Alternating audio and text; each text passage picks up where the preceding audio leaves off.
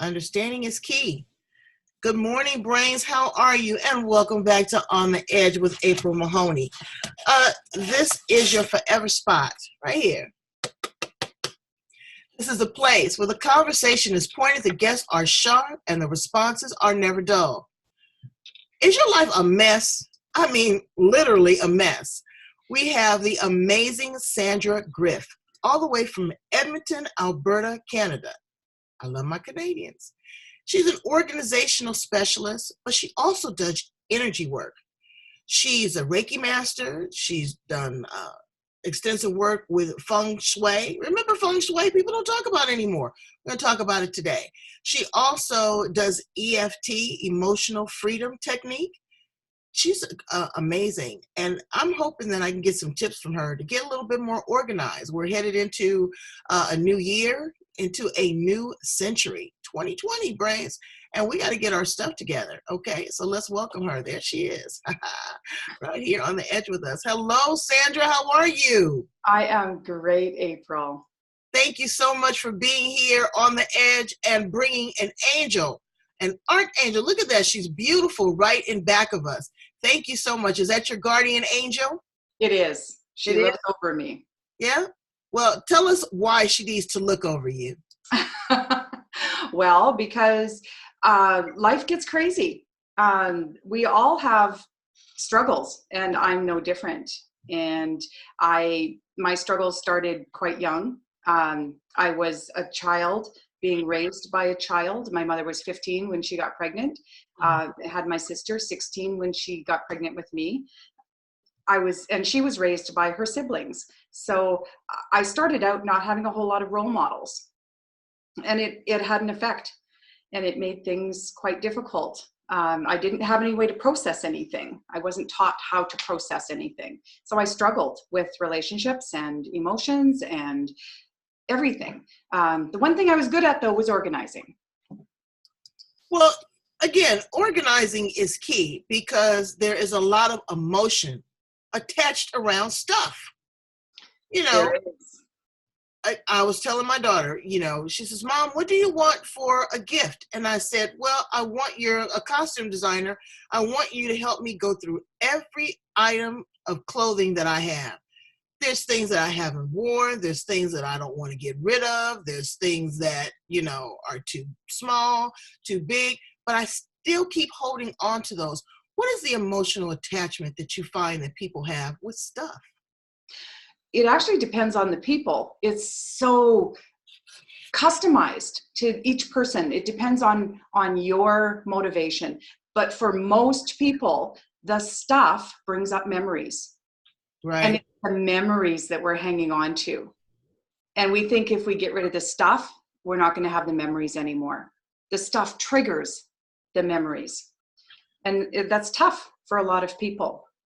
Well, good, bad, and indifferent. I mean, all memories aren't the best memories. It's like a song that brings up a lot of memories, or a smell that brings back a lot of memories, or you go to someone's place. So when you start to edit and filter and go through your stuff, where should you start? Oh, start right exactly where you are. And that's with everything, whether you're clearing the clutter from your mind, your body, or your home.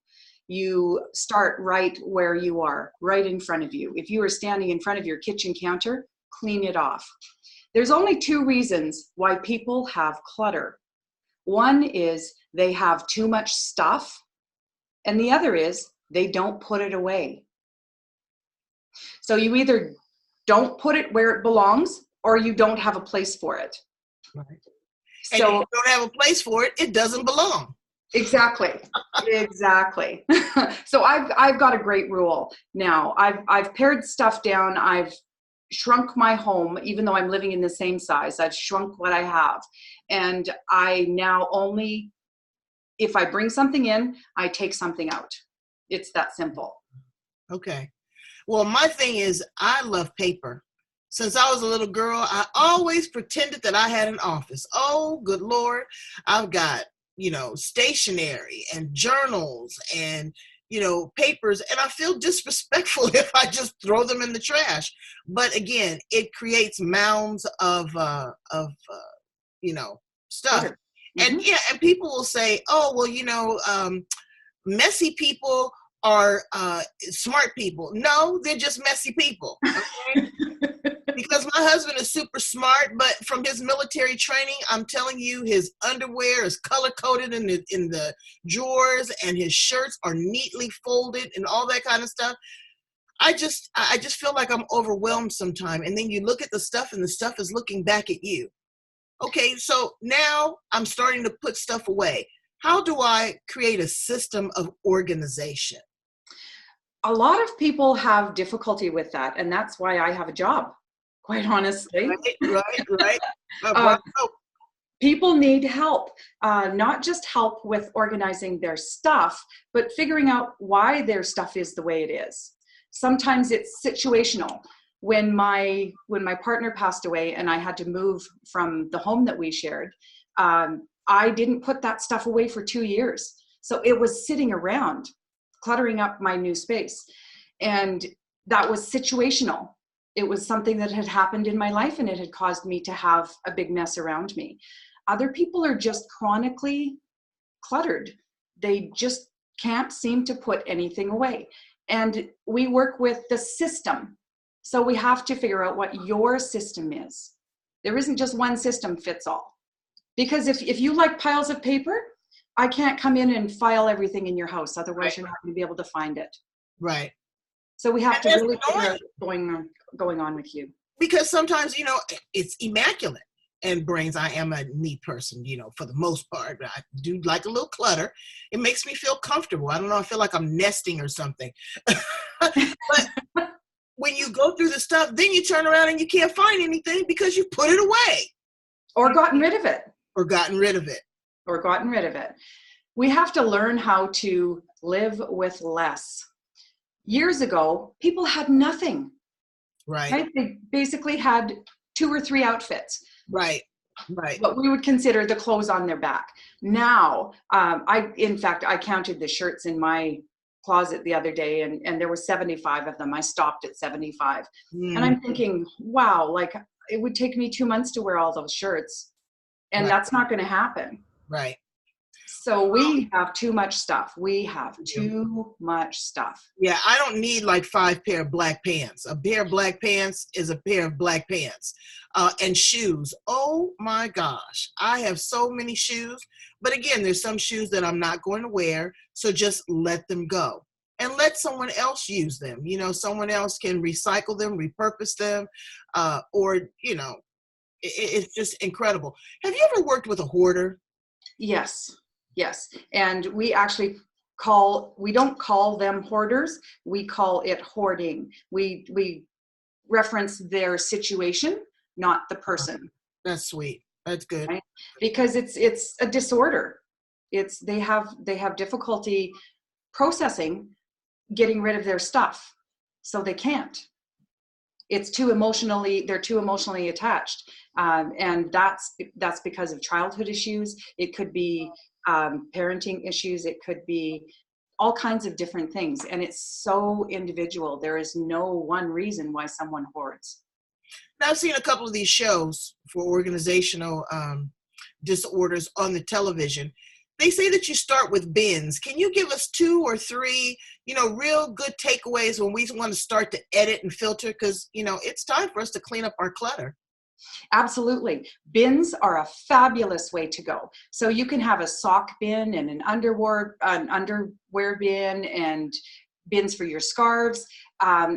First thing is to group everything together. Get every scarf in your house in one place so you can actually see what you have. People don't even know how much they have. They don't. And that's the scary part, right? So when you're starting to declutter, get everything in that category in one place. Okay. Then you can see what you have. Then get rid of what you're not using anymore and only keep the things that bring you joy. And that includes in your house, like photographs. People have up photographs of people that don't bring them joy. And I'm quick to take down a picture. Somebody acted strange. And they're not bringing me no joy and no energy in my space. No, the feng shui was very popular 3 or 4 years ago. Everybody was talking about having a feng shui master, and you did some work in that. Tell us a little bit about positioning and the energy around your things and your home. Now, I did take a class in feng shui, and I definitely don't claim to be an expert because it is a science all unto itself. Mm-hmm.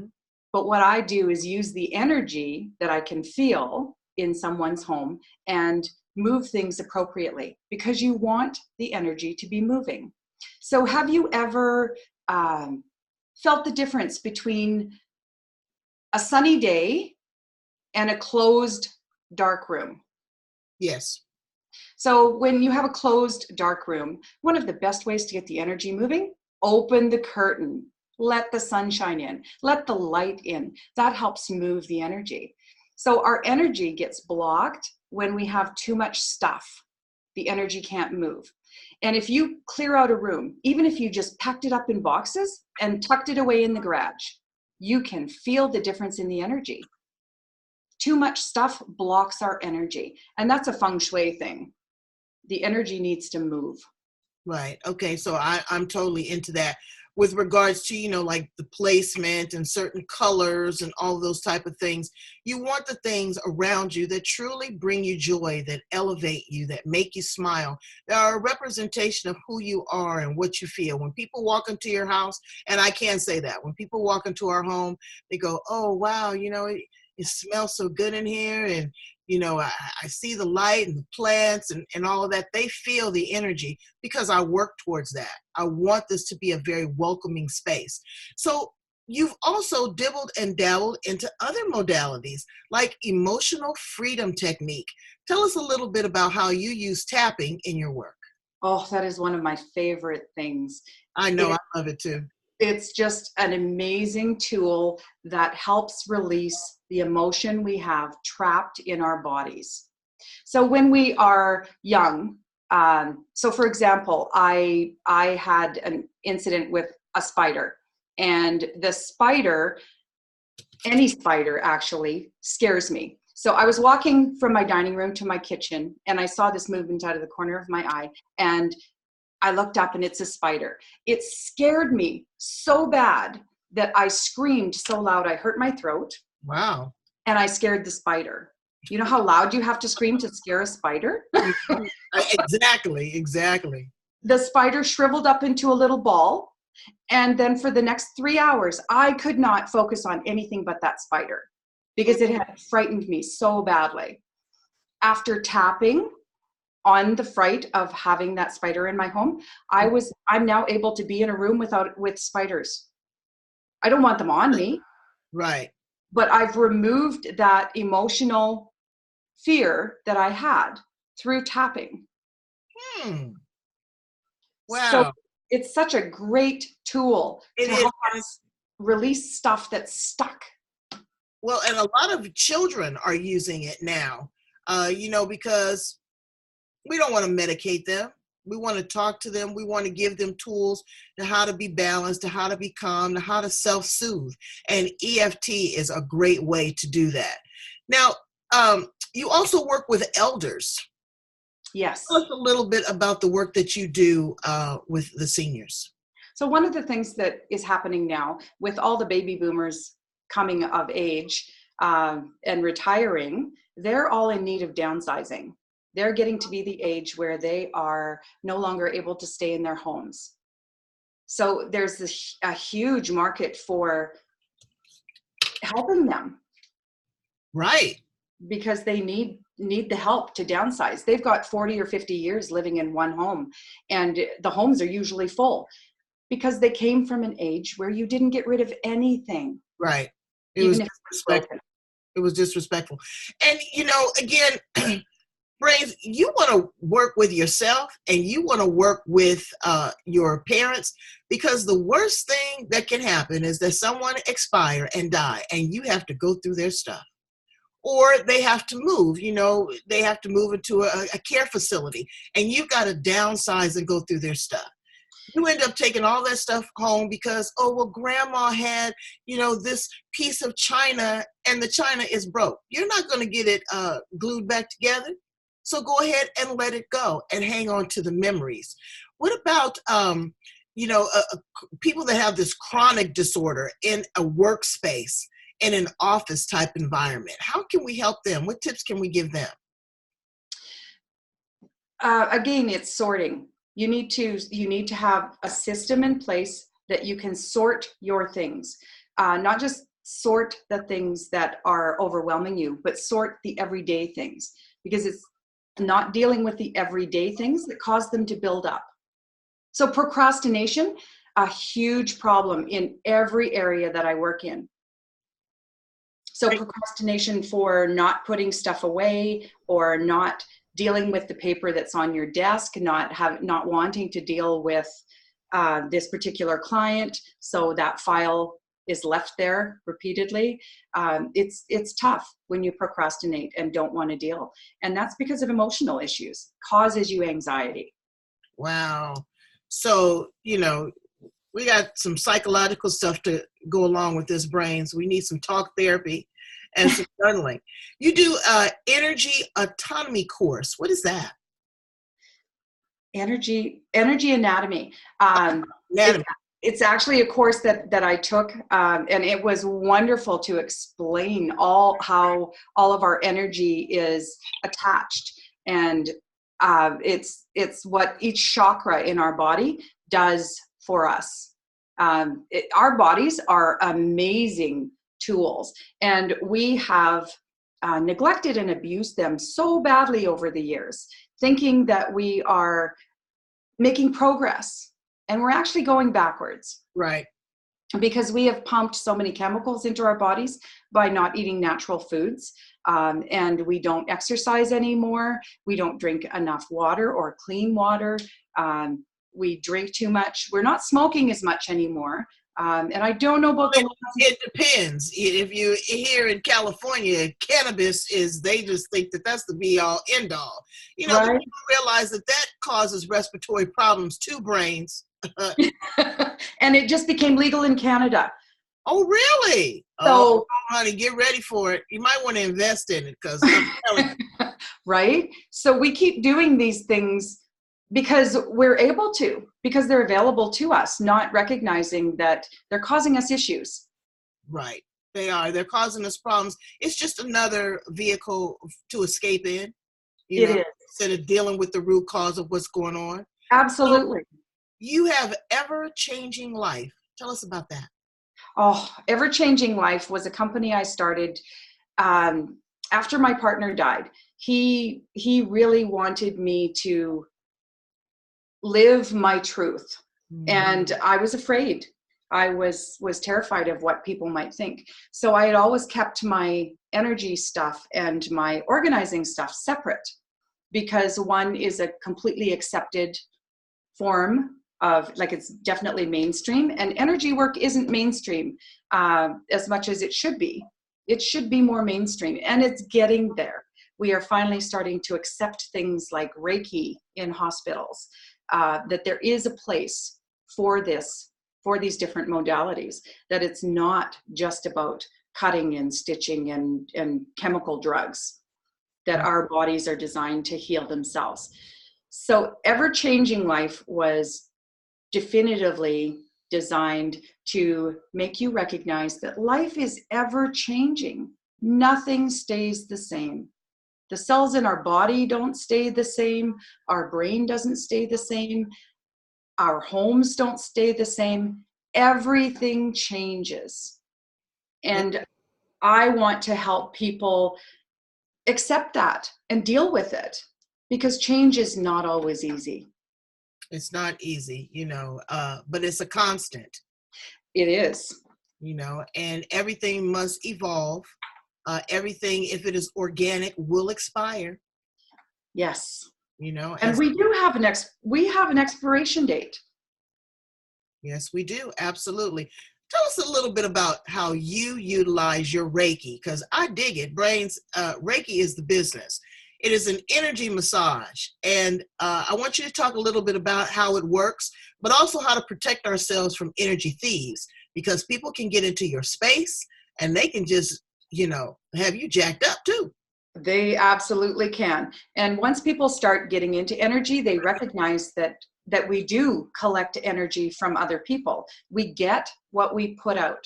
So if you are not a calm, balanced, in a calm, balanced state, you're putting out energy that is then attracting the same thing you're putting out. So Right. If you're anxious, you're going to be attracting anxious people. And then you're going to be more anxious because you keep attracting anxious people or angry people. Right. If that's where you're sitting. So one of the things that Reiki can do is help calm your system and remove the energy so that your energy is not blocked and it's flowing. And it helps you to better be calm. Like you said, an energy massage. Well, again, you really talk about flow. You talk about calm.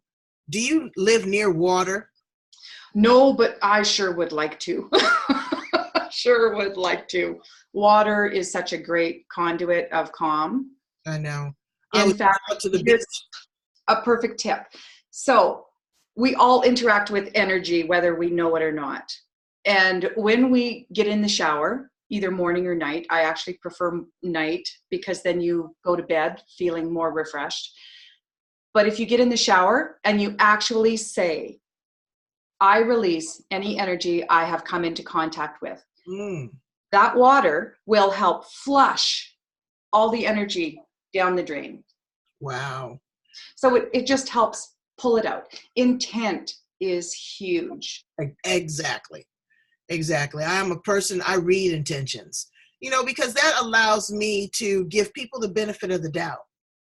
Maybe they really didn't mean to say or have the attitude or, come off the way that they did. If I kind of look at the underground message, when we talk about grounding, I was just at the beach earlier this morning before I came home. And I really like to go to ground myself at the ocean, the salt water.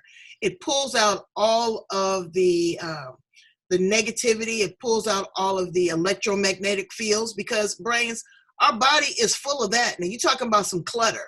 You're standing in front of the microwave. You got the cell phone up to your head, up to your breast. Women are putting it in their waistband. They got it up to their ovarian area. All of that. It is transmitting radiation, okay, at its highest form, especially when the battery is low. What do you offer and suggest to people to clear their energy space outside of Reiki? What else could they do? EFT is a great way to help clear your energy as well, because all the emotional energy clutter that you have. So taking a bath in salt water, we don't all have beaches right beside us. Sticking your feet in dirt, putting your feet in the ground. And again, I live in the frozen north. It's 20 below here, not right now, but it's yeah, freezing. I've been there. I know it's cold. It's freezing right now. There's snow on the ground. The ground is frozen. So I actually have a tub of sand that I can put my feet into to help ground me and clear me. Saging is another great tool. Yes. I burn some sage all the time. It's good for your air. It's good for your respiratory. It's keeps away some evil spirits too, brains, okay? Native Americans, oh yes. So there's a lot of history there. So going into 2020, we're going into a new decade. Please, Sandra, guide us and lead us. Tell us how we should maybe prepare ourselves, or what should we do to set us off on a good path for the next 10 years? I think making a plan is a really good idea. Not a New Year's resolution. This is completely different. We plan weddings and birthday parties. We plan our holidays, but we don't necessarily plan our lives. We don't take the time to say, what do I need? Right. And then follow through with that. We don't all have morning routines or evening routines at all, except for work, when we're forced to.